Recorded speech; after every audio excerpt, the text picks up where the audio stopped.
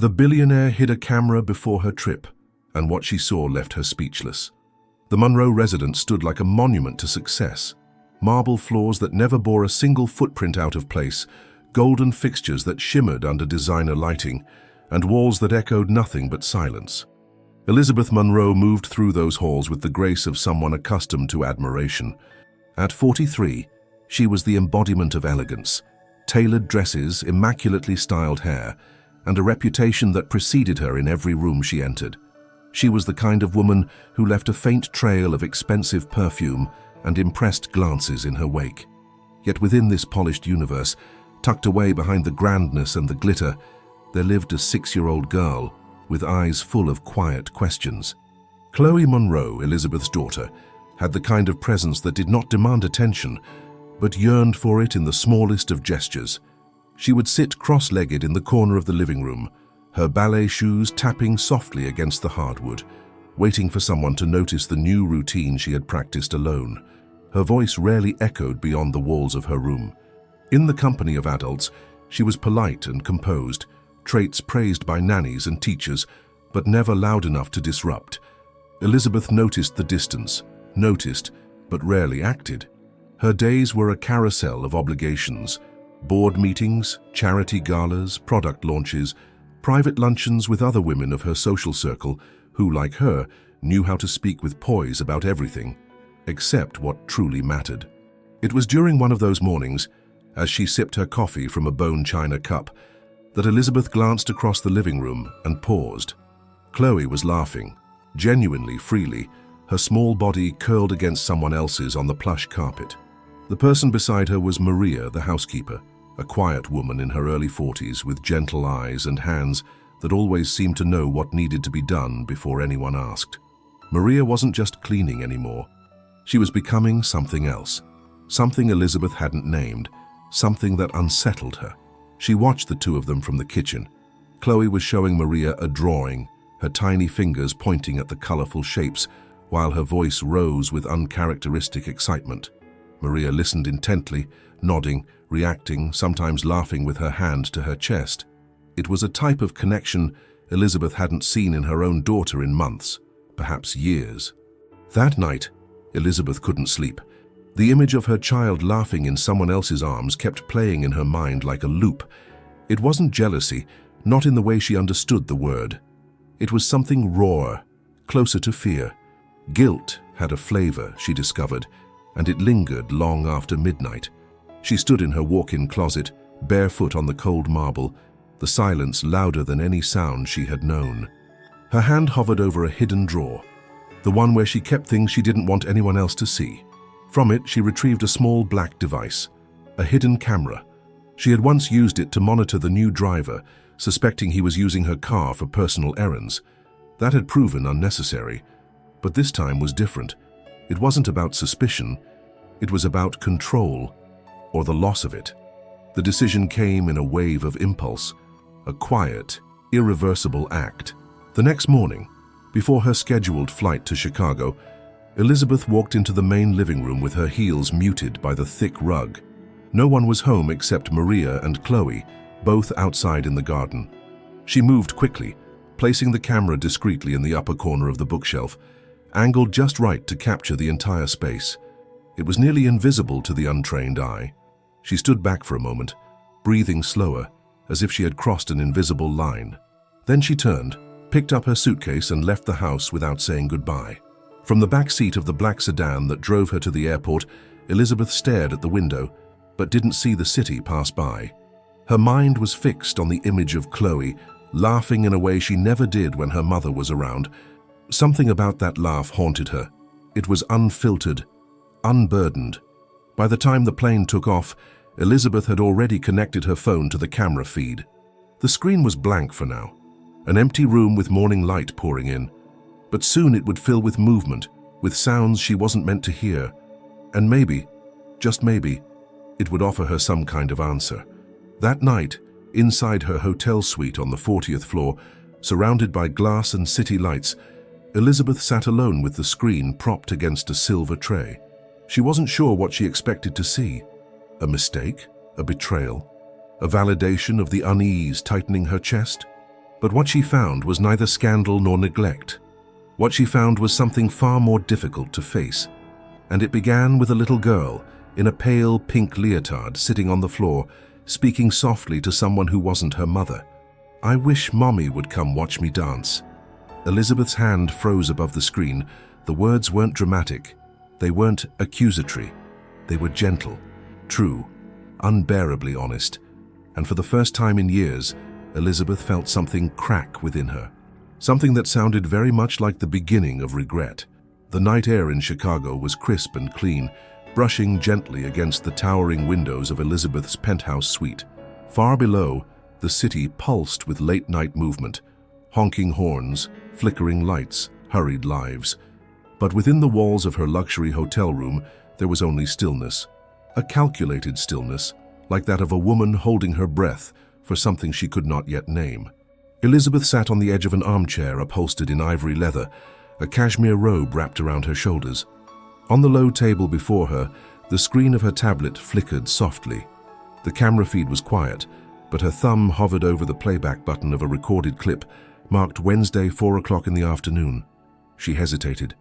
There had been a time, years ago, when she would have ignored such hesitation. When she lived in the certainty of her choices, when control was as natural to her as the air she breathed. But now, the silence of her suite was too loud, and her instincts, usually sharp, had dulled under a thick fog of discomfort. She pressed play. At first there was nothing extraordinary. The living room appeared just as she had left it, elegant, spotless, a model of order and wealth. The sunlight cut across the room in soft angles. Then movement. Chloe entered, wearing a pale blue dress, her ballet shoes tied clumsily, the ribbons crooked at her ankles. She walked with careful purpose to the center of the room, looked around, and called gently, "Maria?" From the right side of the frame, Maria appeared, drying her hands on a dish towel. She smiled, and it was a real smile, the kind that formed slowly from the heart and warmed the corners of her eyes. Elizabeth leaned in. She had never noticed before how often Maria smiled like that, not to guests, not to her, but to Chloe. "Are you ready to dance today?"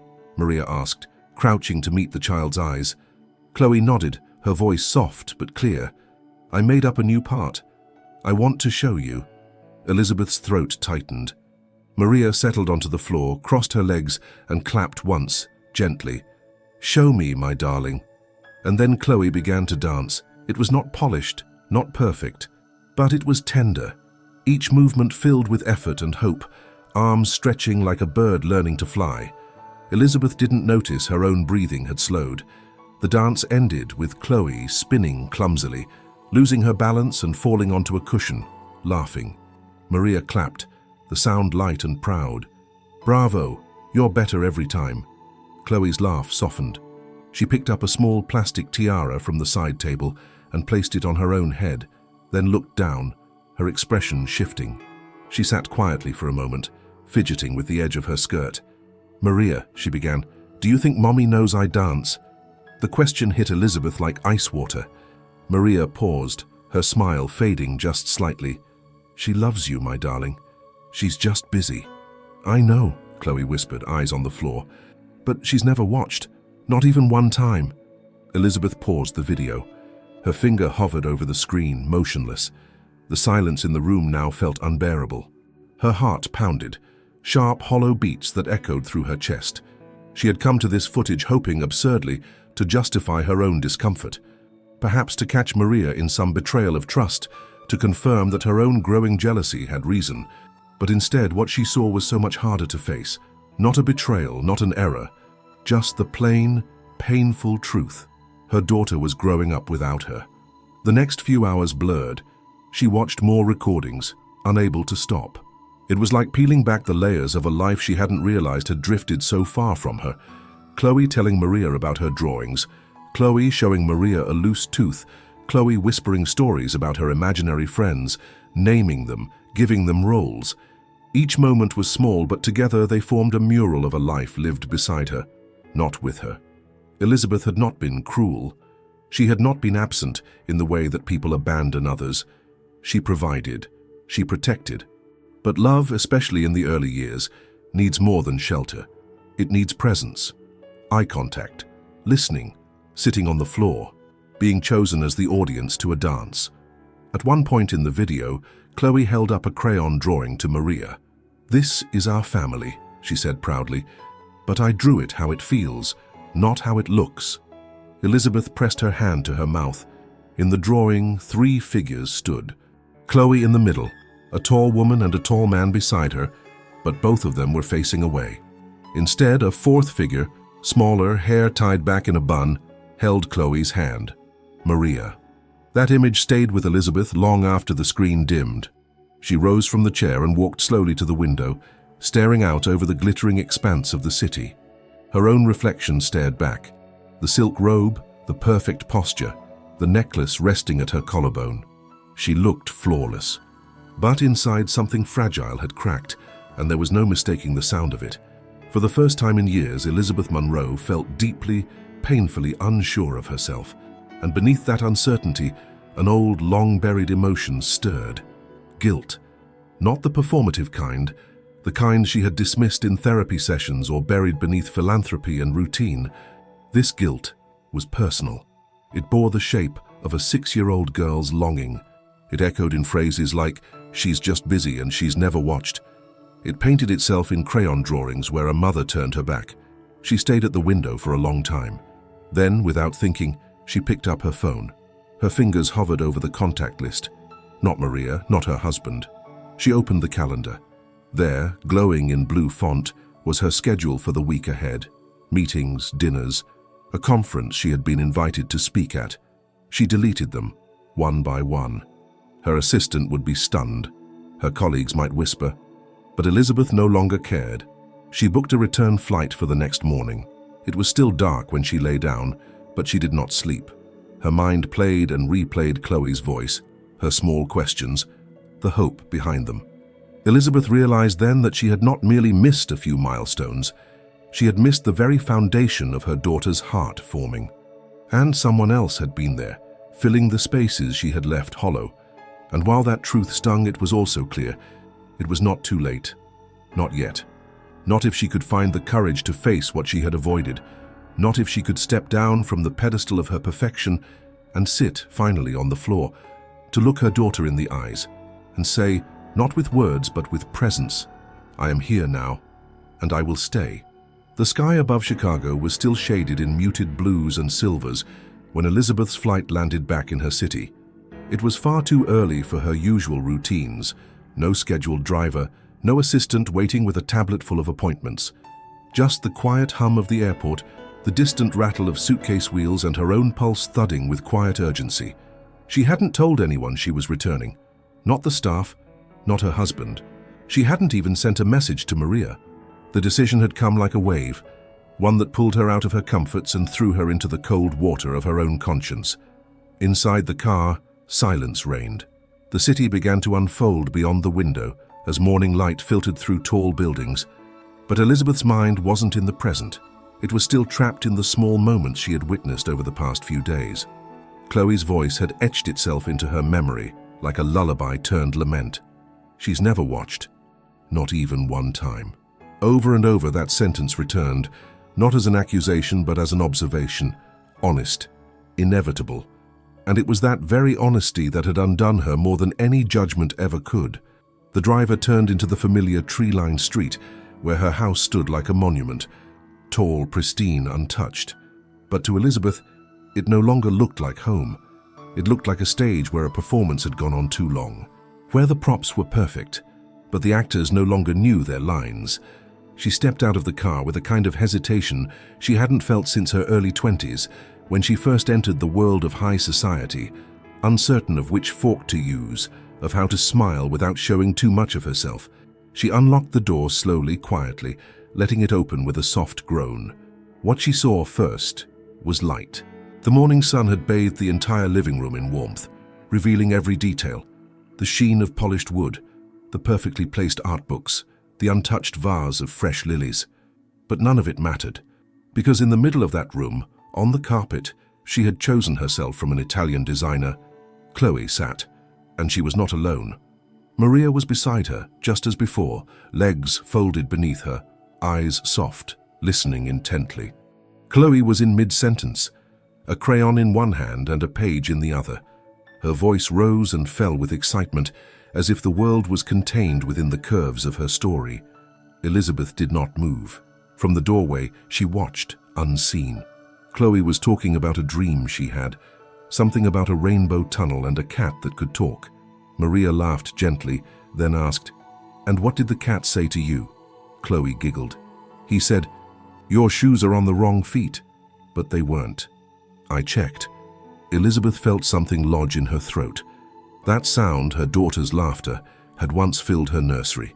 Back when Elizabeth would rock her to sleep humming lullabies, back when there were still sticky fingers and chubby cheeks pressed against her neck. But somewhere between business calls and board meetings, that music had faded. And now, hearing it again, not for her but for someone else, brought both pain and clarity. Maria finally noticed her. Her eyes widened slightly, but she said nothing, only nodded once, almost imperceptibly. Chloe didn't turn. She was too immersed in her own world. Elizabeth took one step forward, then stopped.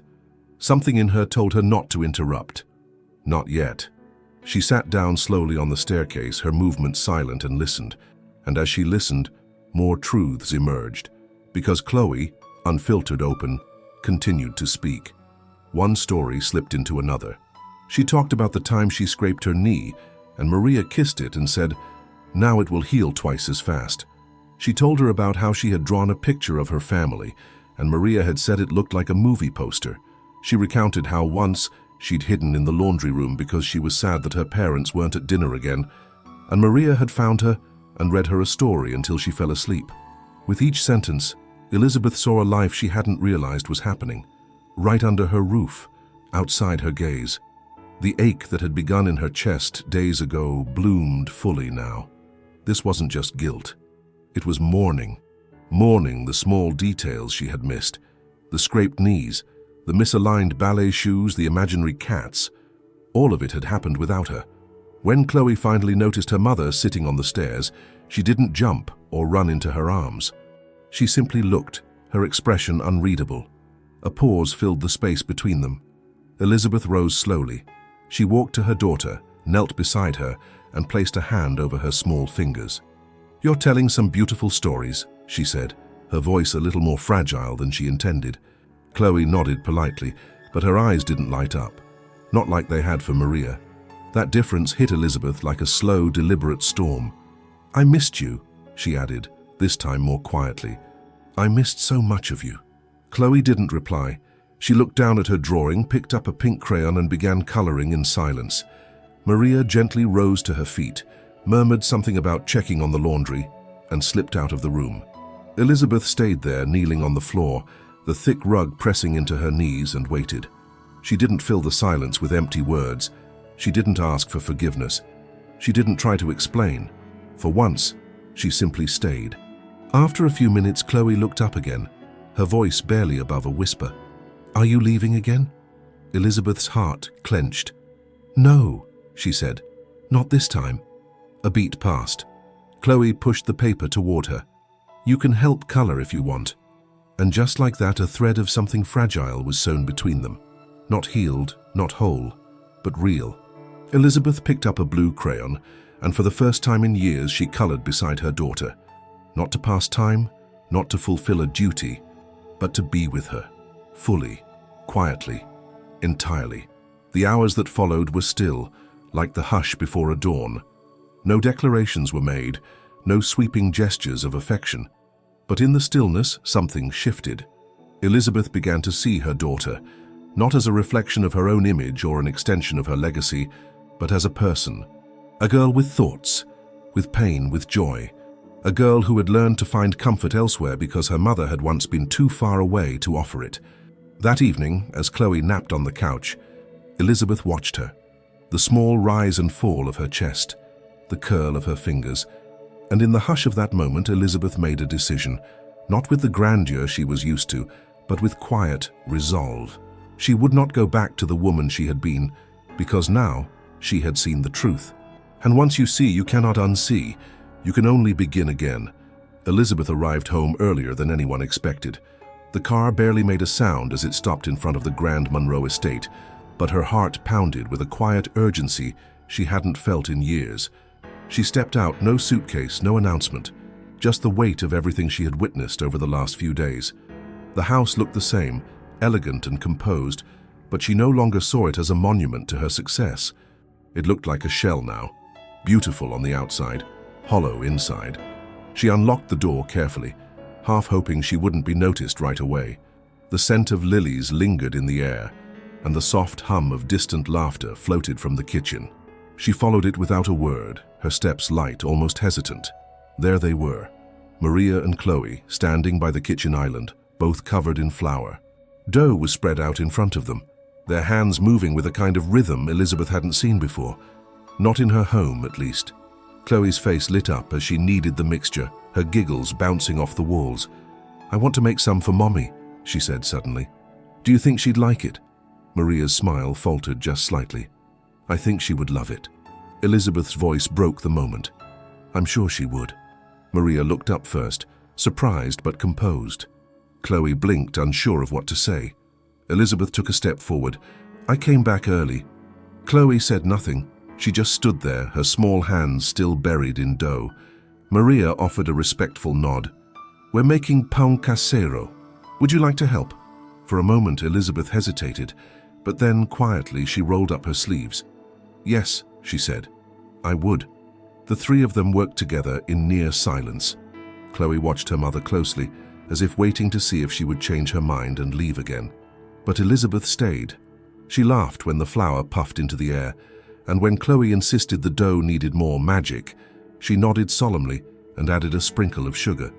After the loaves were in the oven, Chloe tugged on Elizabeth's hand. "Can I show you something?" They climbed the stairs, and in Chloe's room the walls were covered in crayon drawings. One stood out.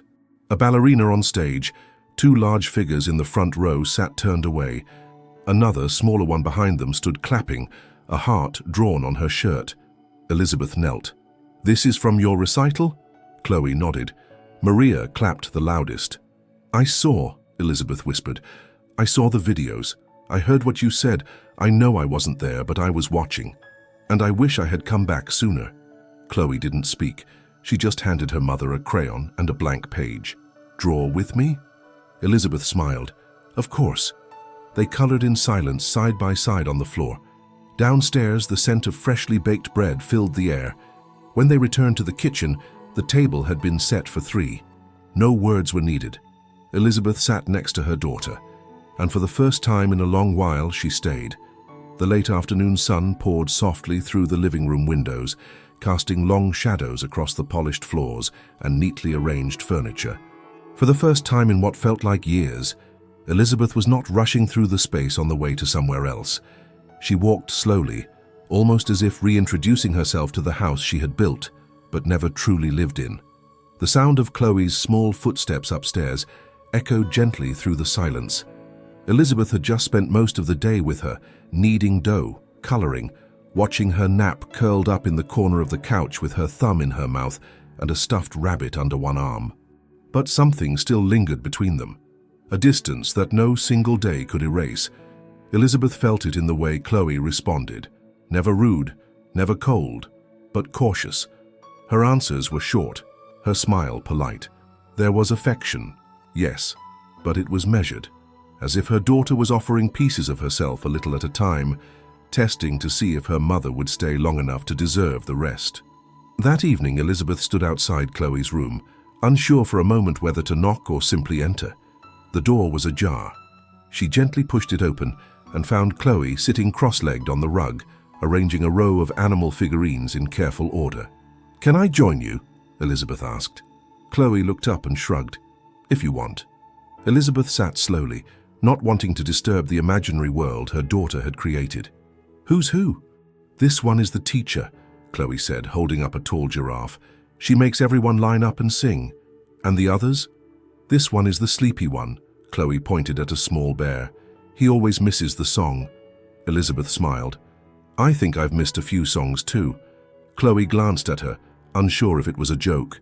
"He tries," she said simply. Elizabeth nodded. "Trying matters."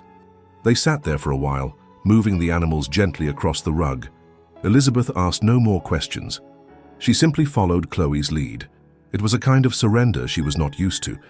In her world, she led meetings, delivered instructions, solved problems. But here, in this quiet room with a child who had learned to expect so little of her, she let herself be guided. Later that night, after Chloe was tucked into bed, Elizabeth returned to her own room and stood before the mirror. Her reflection looked tired. Not in the way that came from sleepless nights or jet lag, but a deeper kind of weariness. The kind that came from carrying the weight of missed moments. Her gaze dropped to the phone on the dresser. She picked it up, hesitated, then opened her message history. Her husband's name was at the top. They hadn't spoken since she returned. There had been no argument, no dramatic silence, just absence. The kind that accumulates slowly until it feels normal. She typed a message, deleted it, then typed another. "Can we talk tomorrow? Just you and me. It's important." She hit send before she could overthink it, then placed the phone down and turned off the lights. The next morning, the air in the kitchen was filled with the scent of toast and freshly brewed coffee. Elizabeth sat at the table, waiting. Her husband entered the room wearing his usual crisp shirt, already halfway through his emails. He looked up, surprised. "You're up early." "I never really went back to sleep," she said. "Do you have 10 minutes? He hesitated, then sat across from her. "What's on your mind?" Elizabeth took a breath. "I've been gone, even when I was home. I think you have too." He blinked, caught off guard by the directness. "What do you mean?" "I mean Chloe. I watched her. On camera. I saw how she is with Maria. I saw how she waits to be seen, how she talks about us like we're part of the background." He didn't respond at first. Then he looked down, folding his hands. "I didn't know she had a recital, did you?" Elizabeth shook her head. "No, we missed it, just like we missed so many other things." Silence stretched between them, a heavy, quiet recognition. "She said something that keeps echoing in my mind," Elizabeth continued. "Mommy never watches me dance." It wasn't bitter. It was just a fact, a truth she's learned to live with. Her husband exhaled slowly. "I don't even remember the last time we had dinner as a family." "I do," Elizabeth said. "It was the night before my last trip. Chloe spilled juice on the table and we both just looked at our phones." They both sat in the weight of that moment, not needing to say what was already understood. "I think we're losing her," Elizabeth said softly. "And I think we're losing ourselves too." He looked at her, really looked. "So what do we do?" "We start over," Elizabeth said. "We show up. We stop outsourcing our presence. We learn how to be a family again." He nodded. "It won't be easy." "It doesn't need to be easy," she said. "It just needs to be real." For the first time in a long time, they didn't rush out the door. They sat, finished their coffee and made a plan, not for a business, not for a trip, but for their daughter. Later that afternoon, Elizabeth picked up Chloe from school herself. The girl looked surprised to see her mother waiting outside the gate, holding her hand instead of a phone. "Hi, sweetheart." "Where's Maria?" "Home. I wanted to come today." Chloe looked at her, uncertain. "Why?" "Because I didn't want to miss today, too." Chloe didn't say anything, but she reached for her mother's hand. As they walked together, Elizabeth realized that the path back to her daughter wouldn't be found through grand gestures or apologies. It would be built slowly, one quiet moment at a time. And this was the first step. The sky outside was a soft blend of lavender and pale gold when Elizabeth sat once again at the dining room table, but this time not for a formal dinner, nor surrounded by guests or waitstaff. The table was cleared of the usual centerpiece, the tall glass vase with lilies that had become a silent symbol of her routines. There were no chargers, no folded linen napkins, no curated wine pairings. Just 2 cups of coffee, a slice of toast, and her husband across from her, looking more tired than she remembered. Not because of the hours spent in meetings or travel, but because something in his expression had changed, a subtle heaviness that mirrored her own. "I've been thinking about what you said yesterday," he began, stirring his coffee without looking up. "And I think you're right. We've both been gone for a long time." Elizabeth nodded. "We've spent years perfecting everything but the one thing that actually mattered." He finally looked at her. "Chloe." She took a breath before speaking. "Do you know she has a notebook filled with stories she never shows anyone but Maria?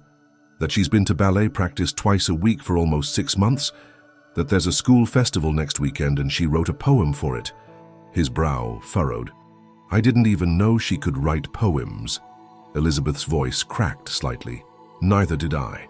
They sat in silence for a moment, the weight of those realizations pressing down with a truth that couldn't be softened. There had been so many distractions, deals to close, events to attend, opportunities that always came cloaked in urgency.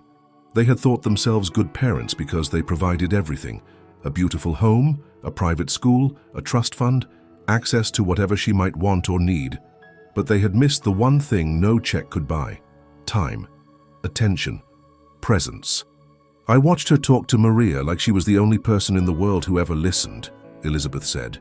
And it didn't feel wrong. It felt honest. I wanted to be jealous, but I was just ashamed. He leaned back in his chair, letting the silence stretch between them.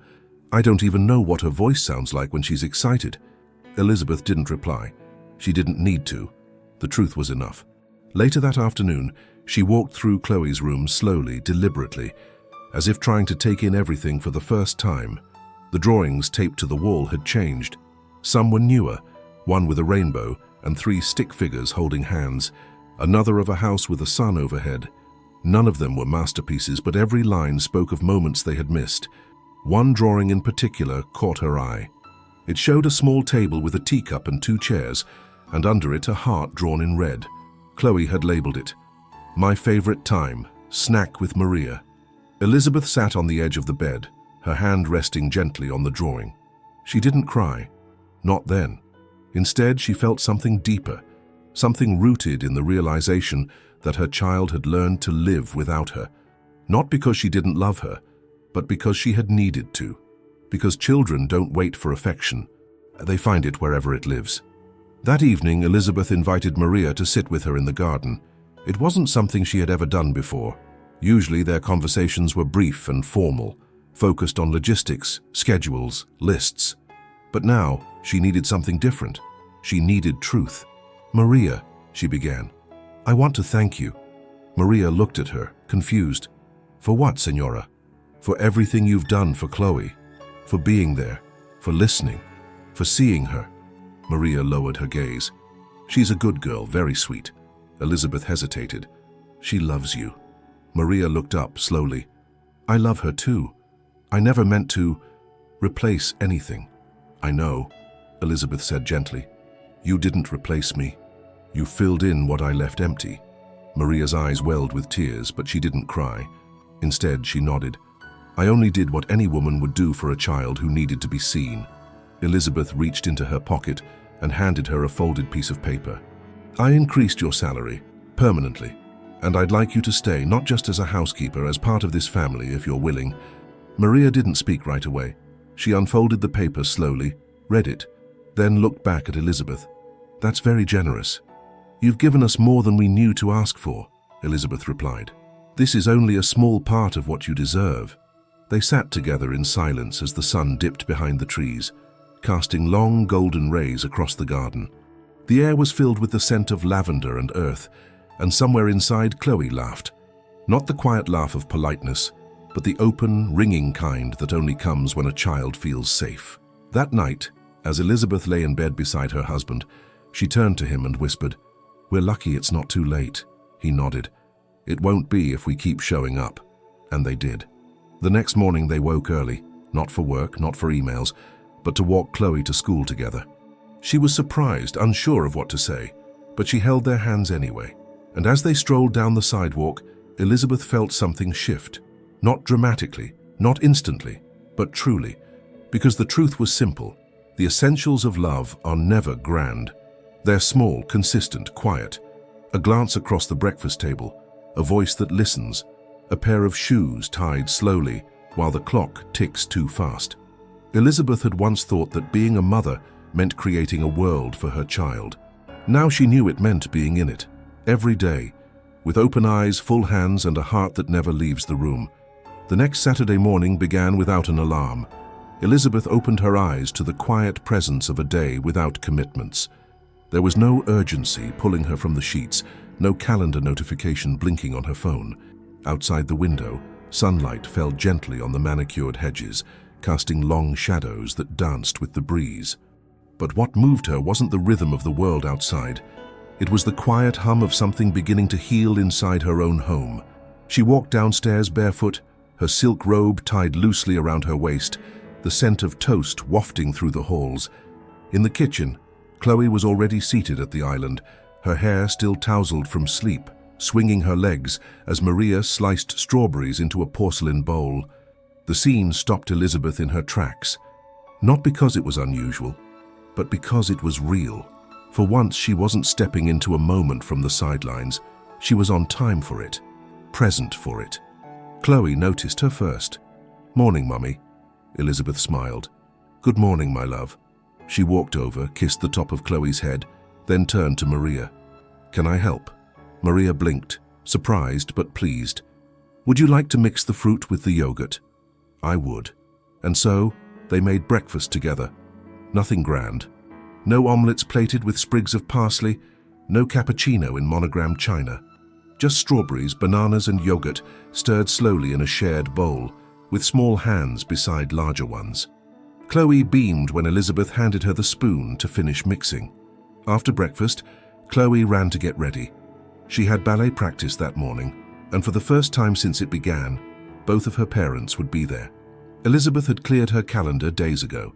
Her husband had declined a conference call. No excuses, no substitutions, just the two of them in a modest folding chair at the edge of a small studio. When they arrived, Chloe's eyes scanned the room, cautious, almost bracing for disappointment.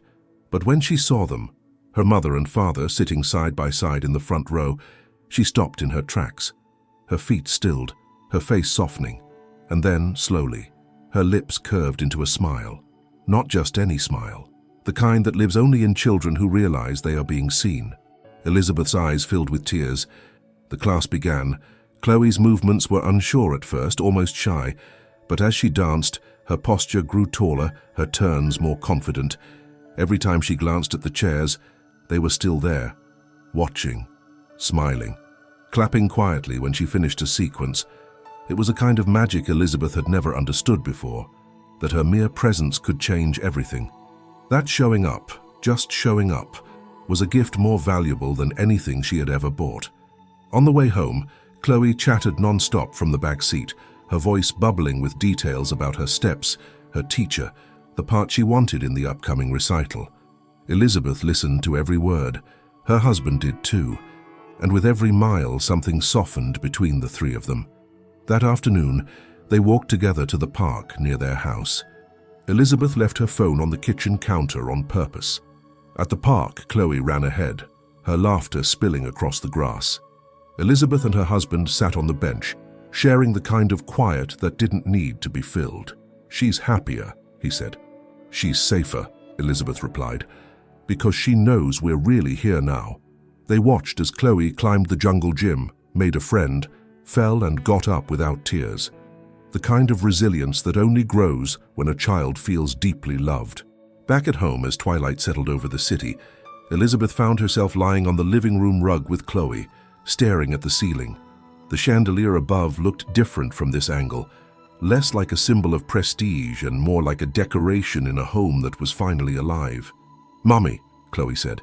"Yes? Are you going to come to my recital next month?" Elizabeth turned her head to face her. "I wouldn't miss it for anything." Chloe's smile widened, and she reached out, her fingers finding Elizabeth's hand. They stayed like that, hand in hand, as the shadows on the ceiling deepened.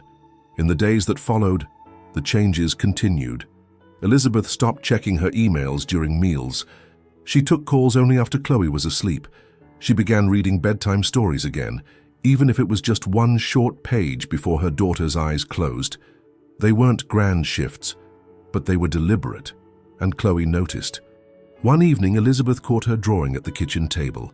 It was a picture of three figures, herself, Elizabeth, and her father, sitting on a bench with hearts above their heads.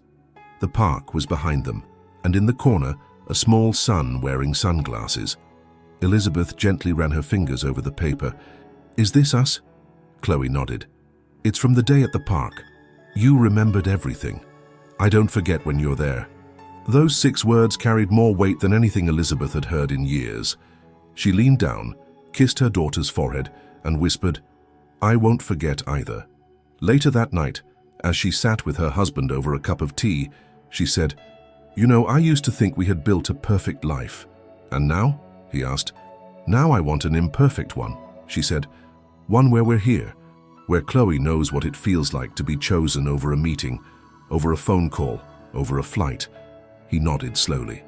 "That's the life I want too." The house hadn't changed. The walls were the same, the furniture untouched. But something in the air was different. It moved slower, gentler, like a current no longer rushing ahead of them, but carrying them together. They were learning finally what it meant to be a family, not because of the vacations they planned or the parties they hosted, but because they had chosen to be present. And for Chloe, that presence was everything.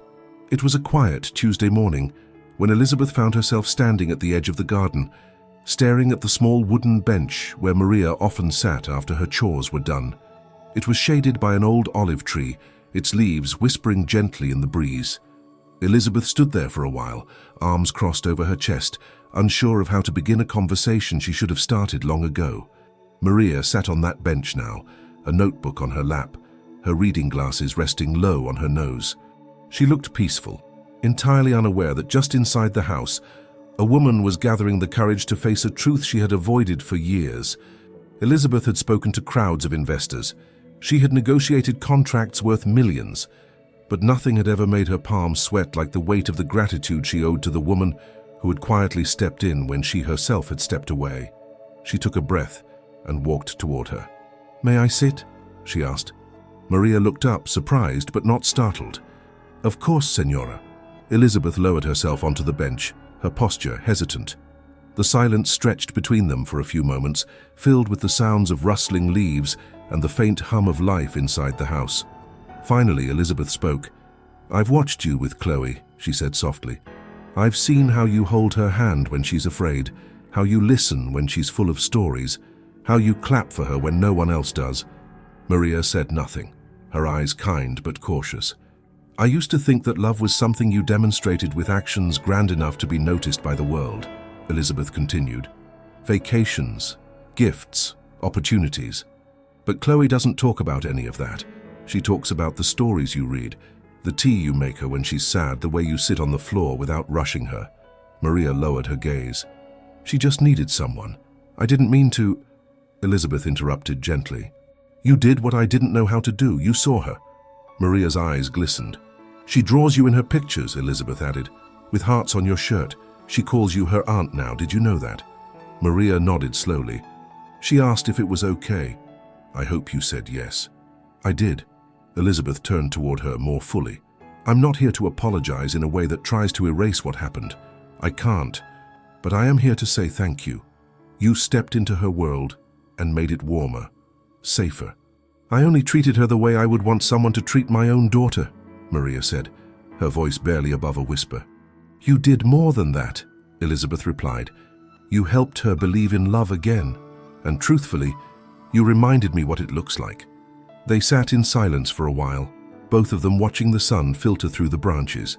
Finally, Elizabeth reached into her pocket and handed Maria a folded envelope. "I want you to stay with us," she said.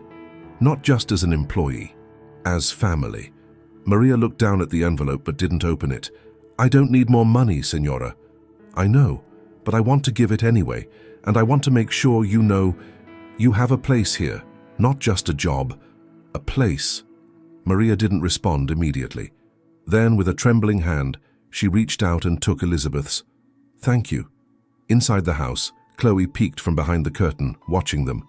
When she saw her mother and Maria holding hands, she smiled. Something about it made her feel safe, like the house was slowly becoming whole. Over the following weeks, a new rhythm settled into the Munro household. It was subtle, but undeniable. Elizabeth was more present, physically and emotionally. She helped Chloe with her homework, even when she didn't understand it.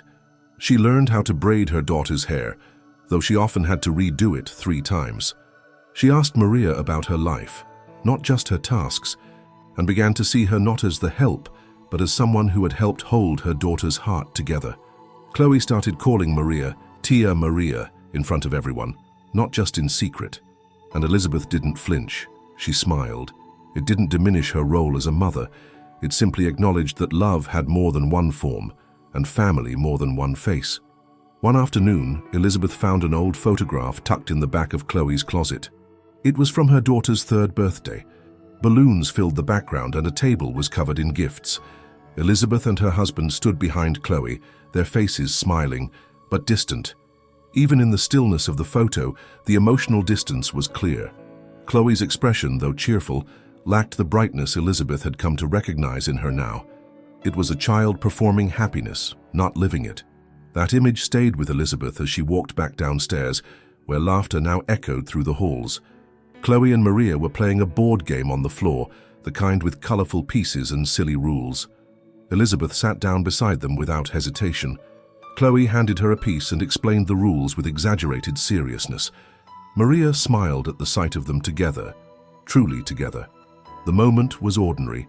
There were no decorations, no flash, no celebration. But it felt more sacred than any birthday party Elizabeth had ever thrown. Later that night, as she tucked Chloe into bed, the little girl wrapped her arms around her mother's neck and whispered, "I like how it feels now." "How what feels?" "Our house. It feels happy." Elizabeth kissed her forehead. "That's because it is." And as she turned off the lights, she passed Maria in the hallway. Their eyes met. No words were spoken. They didn't need to be. Because sometimes the deepest truths are the ones that live quietly between women who have loved the same child in different ways, one by blood, the other by heart. And in that shared love, they saved not just a child, but a family. Autumn settled over the Munro home like a soft blanket. The leaves outside began to fall in golden drifts, clinging to the window panes before fluttering to the ground. Mornings grew quieter, the sun rising slower and casting gentler light over the wooden floors and velvet curtains. Inside the house, something deeper had shifted, not just in routine, but in essence. Elizabeth had begun to feel it most clearly in the little things, the way Chloe called out for her now, not with hesitation, but with confidence, knowing her voice would be heard. Or the way the house seemed to exhale in the evenings, no longer stiff and silent, but full of small sounds. Footsteps, quiet laughter, a spoon clinking softly against a cup. The quiet had transformed from empty to warm. One late morning, while organizing a drawer in the study she hadn't touched in months, Elizabeth found a letter she had written to herself years ago. It was part of a coaching exercise she had attended at a corporate retreat. Write your future self a letter about what matters most. She unfolded it slowly. The handwriting was elegant, precise, her own, but younger, driven, ambitious, focused. "I want to build a legacy. I want my daughter to admire my strength. I want to create something that lasts longer than me." Elizabeth stared at the words, letting them sit with her in silence. They weren't wrong, but they felt distant, like a version of herself that had chased permanence in things that could never truly hold meaning. She folded the letter again, but didn't put it away. Instead, she kept it on the desk, beside a new photo. Chloe sitting between her and Maria, all three of them holding hands in the garden. The smile on Chloe's face wasn't posed. It was real, deep, radiating from the inside out. In that moment, Elizabeth understood something she had never been able to name before. Legacy wasn't built in marble or gold. It was built in hearts, and Maria had helped lay the foundation. Since Elizabeth's invitation for her to stay as part of the family, the housekeeper's role had gently expanded. Maria no longer rushed to leave the room when conversations turned personal. She no longer waited to be dismissed before joining in games or dinners. She remained humble, soft-spoken, but her presence had become interwoven with the daily life of the household in ways that transcended any formal title. Chloe had begun calling her Tia Maria so naturally that no one questioned it anymore. It wasn't a forced nickname or something taught. It had grown organically like flowers from well-tended soil. Elizabeth didn't feel threatened by it, not anymore. Instead, she found a strange kind of comfort in it. Love wasn't being divided. It was multiplying. One Saturday, Elizabeth found Chloe and Maria in the kitchen, making pão de queijo from scratch. The countertops were dusted with flour, the air filled with the smell of cheese and baking dough. Chloe's apron was crooked, her hands sticky. Maria was laughing at something the girl had said. Elizabeth stood in the doorway, unseen for a moment, and watched. "Mommy says I'm good at making things," Chloe announced. Maria smiled. "She's right. Do you think I could be a chef?" "You can be anything, my love. Anything you want." Elizabeth stepped forward then, taking her place beside them. "And I'll be your first customer." Chloe beamed. The three of them shared the meal together at the kitchen table. No guests, no staff, no fine china. Just a bowl of warm rolls, 3 mugs of tea, and a growing sense of something that had long been missing: belonging. Later that day, while helping Chloe organize her closet, Elizabeth stumbled upon a cardboard box filled with drawings, old toys, and forgotten treasures. One particular drawing stopped her. It was a page torn from a notebook, colored with crayons. Chloe had drawn a family: herself, Elizabeth, her father, and Maria, all holding hands beneath a sky of hearts and stars. Each person had a label: me, Mommy, Daddy, and under Maria's figure, Tia. Elizabeth held the drawing in her hands, her throat tightening. "Do you like it?" Chloe asked suddenly behind her. "I love it. I made it a while ago, but I didn't know if you'd like that I drew Tia Maria." Elizabeth turned, kneeling to face her daughter. "I'm so glad you did." Chloe nodded, her eyes searching her mother's face. "She makes me feel safe. She makes me feel that way too." Chloe smiled, then leaned in to hug her. It wasn't the kind of quick embrace children offer when prompted. It was long, warm, sincere. As days passed, the bond between the three women deepened into something unspoken. Elizabeth found herself asking Maria's opinion on things she would have once handled alone. Which book to read to Chloe next, whether a dress suited her daughter for school picture day, even simple things like how to cook rice without burning the bottom. And Maria, in her quiet, graceful way, gave without taking over. She didn't step into Elizabeth's shoes. She stood beside them. It was a different kind of family now, not perfect, not conventional, but undeniably whole. In the evenings, they began a new ritual: tea at dusk in the garden. Elizabeth would bring the cups, Maria the biscuits, and Chloe a story to read aloud. Sometimes they would talk about the day, other times just sit and listen to the wind. One night, as Chloe finished reading a short poem about stars and wishes, she looked up and asked, "Do you think our family is different from others?" Elizabeth smiled. "Every family is different. Ours just found a new way to love." Maria nodded. "And love is what makes a family." Chloe seemed satisfied with that, her gaze drifting to the first stars beginning to blink in the sky. Elizabeth looked at the woman beside her, then at her daughter, and felt something she hadn't known she was missing: peace. Not the kind that comes from silence, but the kind that comes from presence. The kind that says, "We're here, and we're not going anywhere." And in that soft twilight, under the olive tree where it had all begun, Elizabeth understood that family isn't defined by blood. It's defined by who shows up and stays. It was a rainy afternoon when Elizabeth found the drawing. She had been helping Chloe organize a shelf in the hallway that had become a quiet corner of chaos. School projects, loose papers, forgotten books, and folded notes stacked with the clumsy tenderness of a child's attempt at order. They were sorting through it together, Chloe passing her papers while Elizabeth tried to keep the process gentle, careful not to throw away anything her daughter might one day miss. And then, among the pages of colorful drawings and glitter-streaked cards, a piece of paper fell onto Elizabeth's lap. It was folded twice, the edges worn, the crayon lines already fading. She opened it slowly. It was a scene drawn from a child's memory. A stage. A small girl in a tutu stood in the center, arms raised in what was clearly meant to be a ballet pose. Behind her, rows of chairs. In the front row sat 2 adult figures, heads turned away, drawn from behind without faces. The child's name was scribbled at the bottom of the stage: Chloe. Elizabeth froze. The meaning of the drawing came with the kind of clarity that strikes deep and leaves no room for denial. The figures turned away, disconnected from the moment unfolding before them, were unmistakably herself and her husband. The image, though drawn with the simple strokes of a child's hand, held an unbearable truth. Chloe had danced once, for them, and they hadn't looked. She felt the paper tremble slightly in her fingers as her breath caught. It wasn't anger or guilt that swept over her this time. It was grief. The kind that arrives quietly, years after the moment has passed, when you realize you weren't only absent, you were invisible to someone who needed you most. Chloe sat nearby, legs crossed, flipping through a stack of drawings without noticing her mother's stillness. Elizabeth held the picture delicately, as if any pressure would smudge its meaning even further. "Chloe," she asked, her voice almost a whisper, "when did you draw this?"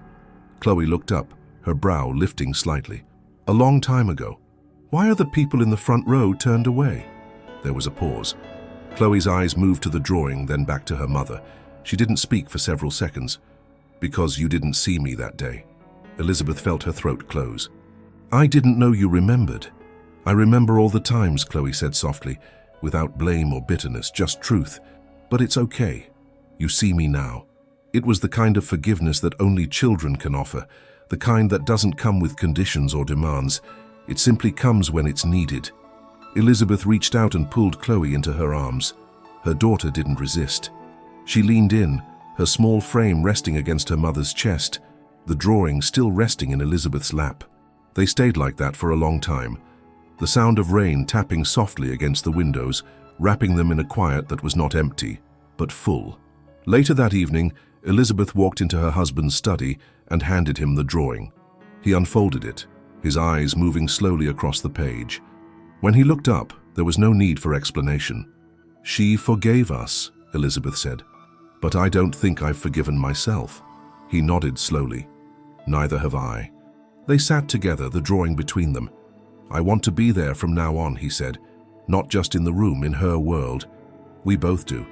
That weekend, Chloe had another ballet rehearsal. It was a longer session, in preparation for the recital coming soon. Elizabeth and her husband arrived early and chose seats in the middle of the first row. Chloe entered the studio a few minutes later, scanning the room. When she saw them, both of them, sitting side by side, her face lit up. She waved, not shyly this time, but with joy. During the session, Elizabeth didn't take her eyes off her daughter. Every spin, every stretch, every stumble, she watched it all. Not with judgment, not with distraction, but with presence. Real presence.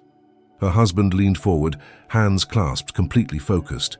For the first time, they were not just parents by title, they were witnesses to the life they had nearly missed. At the end of the session, Chloe ran to them, breathless and glowing with sweat. Elizabeth knelt and opened her arms without a word. Chloe launched into her embrace, and then her father's, laughing. "You watched the whole thing," she said, triumphant. "Every second," Elizabeth replied. "You were beautiful." As they walked out together, Chloe held both their hands. She skipped between them, her steps light, her eyes bright. It was a scene Elizabeth wanted to freeze, not in photographs or recordings, but in her own memory. Back at home, she returned to the folded drawing and placed it inside a wooden box she kept on her nightstand. Not to hide it, but to remember. Not just the regret, but the journey. The choice to turn back, to look, to see. That night, after Chloe fell asleep, Elizabeth sat beside her, watching the gentle rise and fall of her breathing. She remembered the drawing again, the stage, the turned heads, the loneliness, and then she looked at her daughter now, safe, sleeping, loved. The past could not be changed, but the present had become something new. And the next time Chloe danced, Elizabeth would not just be in the audience, she would be in the story. The day of Chloe's recital arrived with the quiet buzz of significance that didn't need to be spoken aloud. There was no fanfare in the house that morning, no chaotic rush to iron dresses or search for missing shoes. The rhythm was calm, intentional, and filled with a gentle anticipation that had taken root slowly over the past weeks. Elizabeth had woken early, not from anxiety, but from a quiet eagerness that reached deeper than pride. This wasn't just about a performance. It was about presence. About Chloe knowing without a doubt that her parents would be there, not just seated in the audience, but fully with her in spirit. The house felt different that morning, warmer. The kitchen smelled of cinnamon and fresh toast, the kind of scent that brings memories even before they are fully formed. Maria was already preparing a thermos of tea for the road, a quiet smile on her face as Chloe twirled into the kitchen in her pale pink costume, a small flower pinned carefully in her hair. Elizabeth knelt to adjust a strap on Chloe's ballet slipper. "Are you excited?" Chloe nodded, a grin spreading across her face. "I've been waiting for this forever." Elizabeth paused, her fingers lingering on the tiny knot she had just tied. "I know, my love, and we've been waiting to see you, really see you." There was no need for more words. Chloe wrapped her arms around her mother's neck, holding on just long enough to say everything that neither of them had been able to put into sentences during the long journey that had brought them to this point. Her father arrived a few moments later, holding a small camera. It wasn't one of the sleek professional ones he often used for business. It was simple, light, meant for home movies, for memories. Chloe lit up when she saw it. "You're going to film it?" "Of course," he said, kneeling. "We're not missing a second." The family piled into the car, joined by Maria and, at Chloe's special request, her grandmother, Elizabeth's mother-in-law, who had flown in the day before. Elizabeth had hesitated when Chloe asked to invite her. Their relationship had always been formal, polite but distant, yet something in Chloe's request had moved her. Family, she was learning, was not a matter of comfort. It was a matter of showing up. The auditorium was modest, filled with the scent of fresh paint and the low hum of excitement. Families shuffled into rows, programs in hand, whispering to one another, while children waited in wings behind the curtain, rehearsing steps in hushed anticipation. Elizabeth and her husband took their place in the front row. Maria and the grandmother sat just behind them, Maria holding Chloe's coat, smoothing it with quiet hands like she always did. As the lights dimmed, Elizabeth felt a tightness in her chest. Not nerves, but reverence. She glanced at her husband. He was already holding up the camera, eyes fixed on the stage. Then the music began. One by one, the little dancers appeared. Chloe was third from the left, her movements light but assured. Elizabeth leaned forward, watching every gesture, her eyes not blinking, afraid she might miss even a second. She remembered every moment that had led to this one. Every missed story, every overlooked drawing, every whispered, "Mommy never watches." And now, here she was, watching. Not just with her eyes, but with her whole soul. Chloe danced with grace, her arms rising and falling in rhythm with the music. When she stumbled briefly in one of her spins, she caught herself, smiled, and kept going. Elizabeth clutched her hands together. She didn't want perfection. She wanted this moment, this effort, this courage. When the final note played and Chloe took her bow, Elizabeth stood first. She clapped harder than anyone, tears slipping down her cheeks. Her husband followed, rising beside her.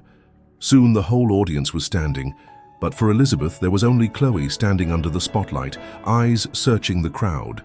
Their eyes met, and in that single glance, Elizabeth knew that her daughter had seen her. After the recital, the children flooded into the lobby, greeted by families with flowers and congratulatory whispers. Chloe rushed out, her cheeks flushed, her flower still pinned firmly in her hair. Elizabeth knelt to meet her. "You were breathtaking." Chloe threw her arms around her mother's neck. "I saw you the whole time." Her father bent beside them, showing her the camera. "We got it all on video. Every single step." They took pictures together, all of them. Elizabeth, her husband, Chloe, Maria, and the grandmother. No one stood apart. The poses weren't stiff. There was laughter, arms wrapped around shoulders, real smiles. It wasn't about capturing an image for others to see. It was about preserving a memory that had healed so much. Back at home, the celebration continued in small, meaningful ways. Chloe changed out of her costume and into her favorite pajamas. They made popcorn. Elizabeth had prepared a small surprise, a simple box wrapped in brown paper and tied with a white ribbon. She handed it to Chloe. "This is for you. I made it myself." Chloe opened the box carefully. Inside was a scrapbook, hand-bound, each page filled with photos of the last few weeks. There were pictures of their walk in the park, the pancake morning, the drawing session on the rug. Chloe flipping through pages with wide eyes, pausing at each one like she was rediscovering moments she thought might have been forgotten. Elizabeth leaned close. "Every time something beautiful happens, we'll put it here. Just us. Our memories." Chloe turned to the last page. It was blank. "Why is this one empty?" she asked. Elizabeth smiled. "Because the best moments haven't happened yet. We're going to fill it together." Chloe hugged the book to her chest. The night ended with them curled on the couch, Chloe nestled between her parents, Maria sitting nearby, a quiet peace settling over the room. The lights dimmed, the house gently exhaled, and for the first time in a long time, there was nothing left unsaid, and no place they would rather be. This time they hadn't missed the moment. They had made it. Together. The morning after the recital was unusually quiet. Not from exhaustion, but from contentment, the kind that settled into the walls of a house that had finally become a home. The sky outside stretched in soft blues, and a gentle breeze carried the scent of damp earth through the open windows. For once, no one was rushing. No emails demanded attention. No calls needed to be returned. It was a rare morning where time felt like a gift, not a task. Elizabeth sat at the kitchen table with a steaming mug of tea in her hands, watching Chloe doodle absent-mindedly on the first page of her new scrapbook. The living room still held traces of the night before, a throw blanket draped over the back of the couch, a plate with crumbs from leftover cake, and the soft echo of music that had been playing just hours earlier. Everything about the house felt lived in but not messy, full but not loud. Peaceful in a way Elizabeth had long forgotten was possible. Maria entered the kitchen with her usual quiet grace, her apron dusted with flour. "The bread will be ready in a few minutes. Take a break," Elizabeth said, gesturing to the chair across from her. "Sit with us." Maria hesitated only a moment before she nodded and joined them. Chloe looked up and smiled. "We are filling the album now." "Already?" Maria asked, her voice gentle with surprise. Chloe flipped to the first completed page. There, arranged with careful precision, were photographs from the recital. In one, she was mid-spin, her arms raised. In another, she stood in front of her parents, beaming, with her costume slightly askew and cheeks flushed from dancing. "We're doing one page for every special moment," Chloe explained, tapping the corner of the page. "And not just the big ones, even the little ones, like when Mummy helped me find my other ballet shoe." Elizabeth chuckled. "That took longer than I'd like to admit." Maria leaned in, her eyes scanning the images. "You looked beautiful yesterday." "I wasn't nervous," Chloe said proudly. "I knew you were all there." It wasn't said for praise, it was simply the truth, her truth, and it landed with more weight than any standing ovation ever could. Elizabeth opened a drawer nearby and pulled out a small stack of printed photos. "These are the next ones," she said, spreading them out on the table. Chloe immediately reached for one, the three of them sitting on the living room floor building a puzzle. In the image, Maria's hand is mid-air, reaching to place a piece, while Chloe is caught in a burst of laughter, her mother's smile mirroring hers. "We were trying to finish the edge before dinner," Chloe said. "And you cheated," Maria teased. "I did not," Elizabeth laughed. "You absolutely did." The room filled with the kind of laughter that doesn't rush, the kind that lingers. Chloe carefully glued the photo onto the next page, then wrote in block letters beneath it, "Puzzle night." Everyone cheated. Each page that followed was a tapestry of memories newly made, walking to the park with muddy shoes, baking cookies that had melted into strange shapes, sitting under a blanket during a thunderstorm with flashlights and a storybook. None of them would have made headlines. None of them would have been considered milestones. But they were sacred in their simplicity.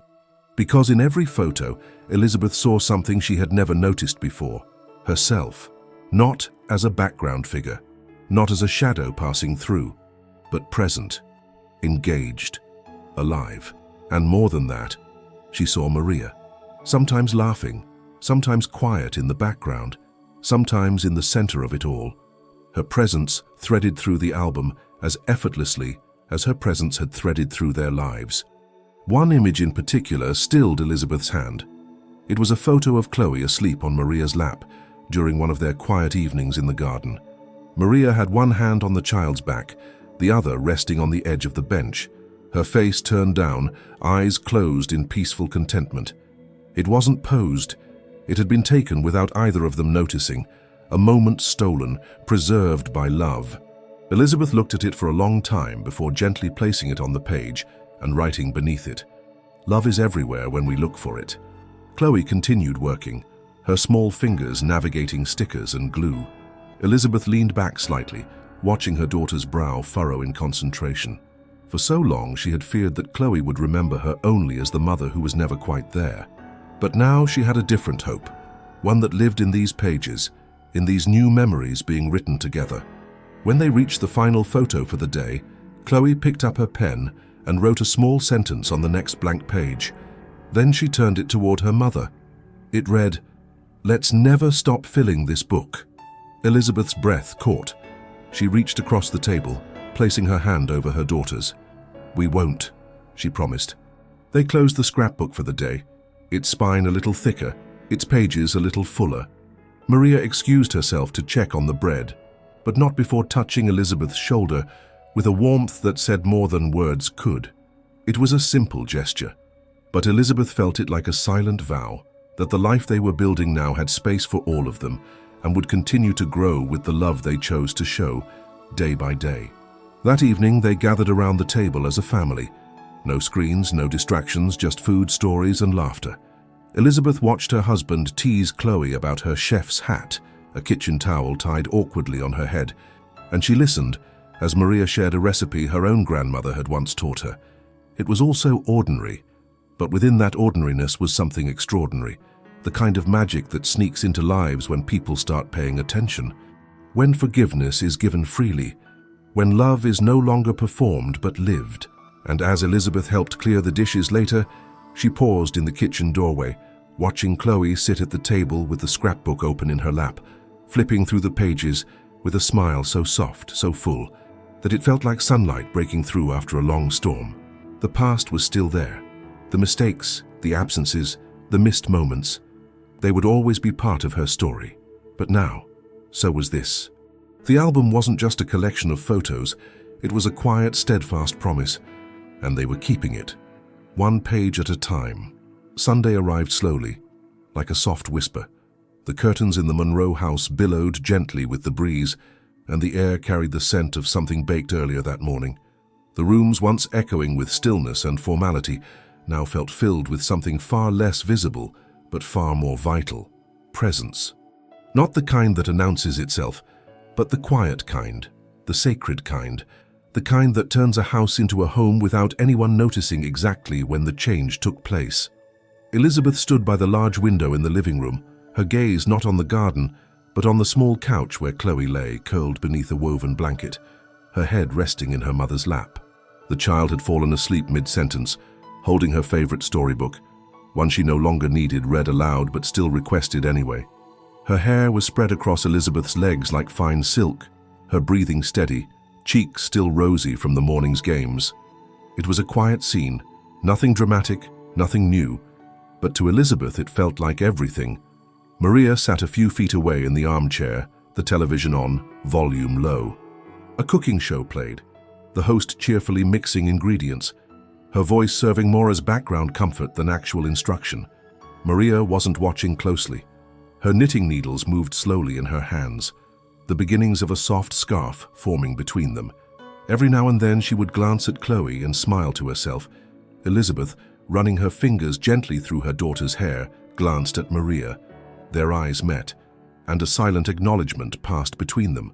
Not of duty, not of obligation, but of gratitude, for the roles they had chosen and the space they had learned to share. This wasn't the life Elizabeth had envisioned when she first imagined motherhood. It wasn't the one with perfect routines, spotless schedules, or picture-perfect moments shared for the approval of others. But it was a life that felt full. It was marked not by milestones, but by memories. Not by achievement, but by connection. The days now were slower, more deliberate. Meals were simpler but shared. Walks happened more often. Sometimes they had no destination at all, just 3 pairs of footsteps meandering through streets or along garden paths. Chloe had begun picking flowers and tucking them into her mother's coat pocket without asking. Elizabeth had stopped removing them. There were still meetings, still decisions, still the occasional rush, but now they were framed by something new. Time no longer slipped through Elizabeth's fingers unnoticed. It stayed longer, held her in the present, and she had learned how to hold it back. The scrapbook continued to grow. They didn't add to it every day, but every time they did, it felt like a celebration. Each page became a declaration. We were here. We shared this. We lived this. Chloe had even created a cover for it now, a watercolor painting of their home, imperfect and smudged, with the title written in crooked letters, Our Best Days. Elizabeth often found herself rereading the pages, not out of nostalgia, but to remind herself of the work they had done to get there, of the bridges that had been built not with grand gestures, but with everyday decisions to show up, to stay, to listen. One afternoon, as Elizabeth and Maria folded laundry together, Chloe wandered in and asked a question that caught both women off guard. "What will our house be like when I'm a grown-up?"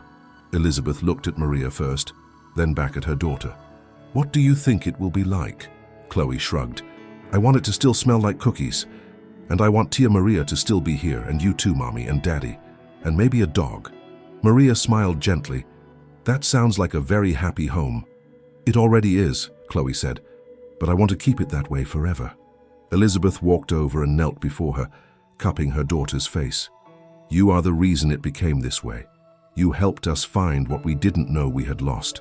Chloe leaned into her mother's hands. "You found it too, Mommy." That night, after dinner, Elizabeth and her husband sat by the fire sipping tea in the quiet hum of a contented house. Chloe had fallen asleep early again, her recital trophy resting on her bedside table, the flower from her costume pressed between the scrapbook pages to dry. "She asked what the house will be like when she's grown," Elizabeth said. "What did you tell her?" "That I hope it still smells like cookies," she said with a smile. "And that we're still here." He nodded. "I think we will be." Elizabeth looked around the room, the soft golden light illuminating the edges of everything they had built, not with wealth, not with structure, but with love. Love that had arrived not with fireworks, but like the turning of the seasons, quiet, certain, unmistakable. Later, when she went to check on Chloe, she paused in the doorway. Her daughter was asleep, clutching a small stuffed rabbit, the same one from years ago. The pages of the scrapbook peeked out from under her pillow, a bookmark resting near the middle. Elizabeth leaned down and kissed her forehead. "Good night, my love," she whispered. "Thank you for showing me the way home." She left the room without turning on the hallway light, the sound of her footsteps slow and steady on the wooden floor. In the hallway, she passed the framed photos, now updated with new images, the day in the park, the puzzle game, the recital. The drawing Chloe had once made of her dancing alone was still there too, but now it was beside a new one with the whole family, Mommy, Daddy, Tia Maria and Chloe, sitting on the couch, arms around each other. The frames didn't match, the spacing was uneven, but it was perfect. Elizabeth stood in the hallway for a long moment, breathing in the scent of lavender and linen, the sounds of a quiet house resting, the peace of knowing that nothing outside those walls mattered more than what they had created together. It wasn't the end. It was never meant to be. Because some stories don't finish with grand finales. They begin again, with every new morning, with every blank scrapbook page, with every whispered, "I'm here," and with the unshakable promise that love, when chosen over and over, will always be enough.